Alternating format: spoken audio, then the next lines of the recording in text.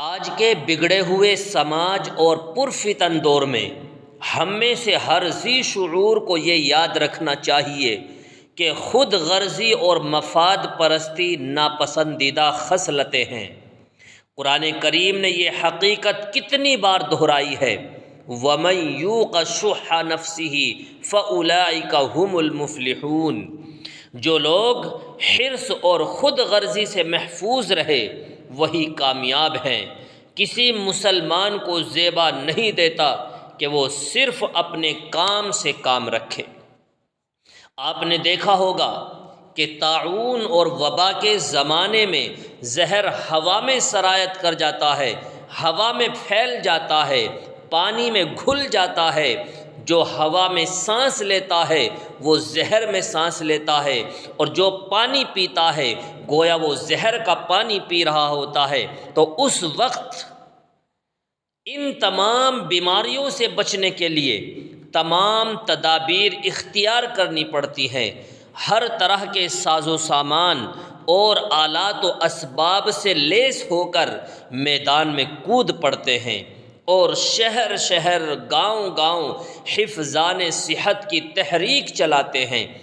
ٹھیک اسی طرح آج مسلم معاشرے میں طاعون پھیلا ہوا ہے، بیماریاں پھیلی ہوئی ہیں۔ ہمارے ہر محلے اور ہر خاندان کی آب و ہوا مسموم ہے۔ وہ کون سے زہریلے جراثیم ہیں جو ہمارے ماحول میں موجود نہیں ہیں؟ بددینی ہمارے اندر پھل پھول رہی ہے، بے حیائی ہمارے نوجوانوں کی بدولت پروان چڑھ رہی ہے، سستی اور کاہلی پر ہم فدا ہو رہے ہیں، شراب ہماری گھٹی میں پڑی ہوئی ہے۔ اسی طرح کون سی ایسی بیماری اور کون سی ایسی برائی ہے جو ہمارے اندر موجود نہیں ہے؟ سوال یہ ہے کہ کیا اس آڑے وقت میں خاموش تماشائی بنے رہنا آئین جوا مردی ہے؟ کیا ایک مسلمان دوسرے مسلمان سے اجنبی بن کر رہ سکتا ہے؟ کیا وفا شعاری اور غم گساری کا کوئی تقاضا ہم پر عائد نہیں ہوتا؟ لوگ کنویں میں گر رہے ہیں اور ہم تماشا دیکھ رہے ہیں، بیمار کرہ رہے ہیں اور ہمارے کانوں پر جوں نہیں چلتی۔ مسلم معاشرے کی زبوں حالی بھی عجیب و غریب ہے۔ مسلمانوں خوب سمجھ لیجئے، آپ دنیا میں ذمہ دار بنا کر بھیجے گئے ہیں۔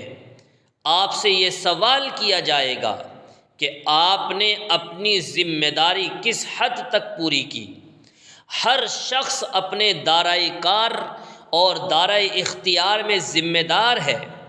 شوہر اور بیوی، حاکم اور محکوم، مخدوم اور خادم، باپ اور بیٹا، ہر ایک کا نام لے لے کر اور پکار پکار کر کہا گیا ہے کہ تم سب ذمہ دار ہو، ذمہ داری سے کوئی مستثنی نہیں۔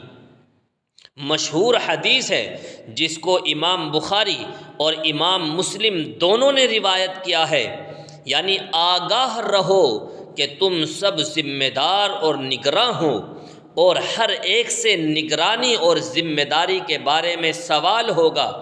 شوہر اپنی بیوی اور بچوں کا نگراں ہے اور اس کو اس نگرانی کی بابت جواب دینا ہے۔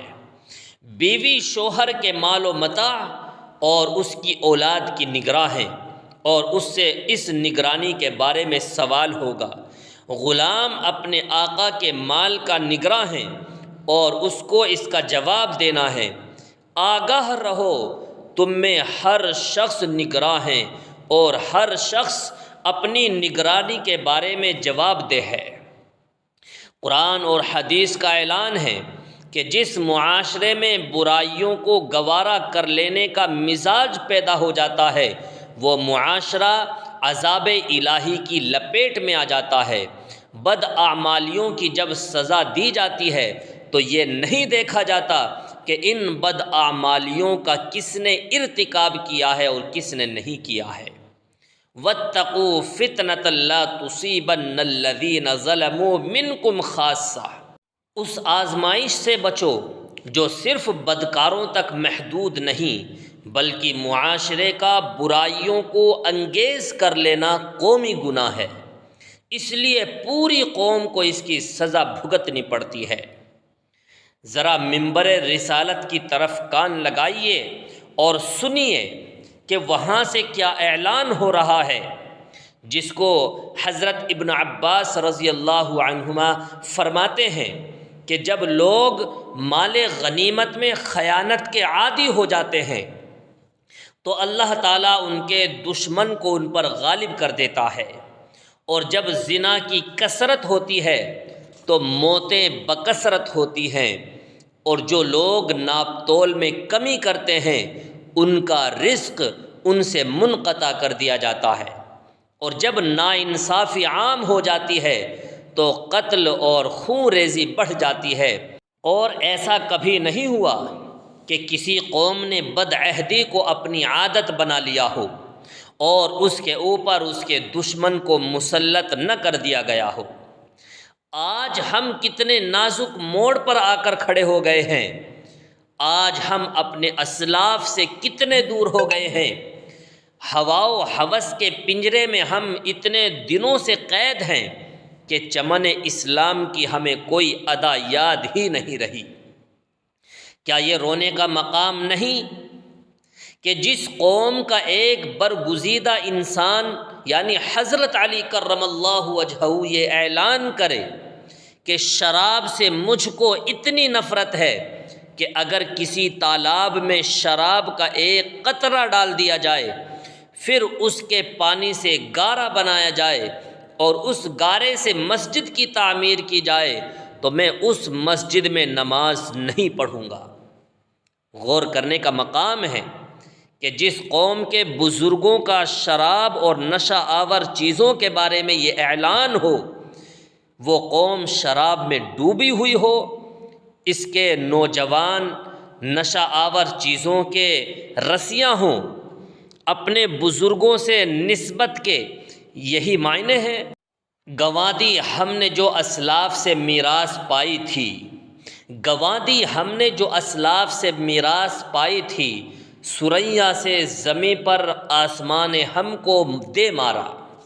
یہ جسم، یہ صحت ہماری ملکیت نہیں ہے، یہ اللہ کی ہمارے پاس امانت ہے، اسی لیے حکم دیا گیا ہے کہ وَلَا تُلْقُوا بِأَيْدِيكُمْ إِلَى التَّهْلُكَةِ، خود کو ہلاکت میں مت ڈالو۔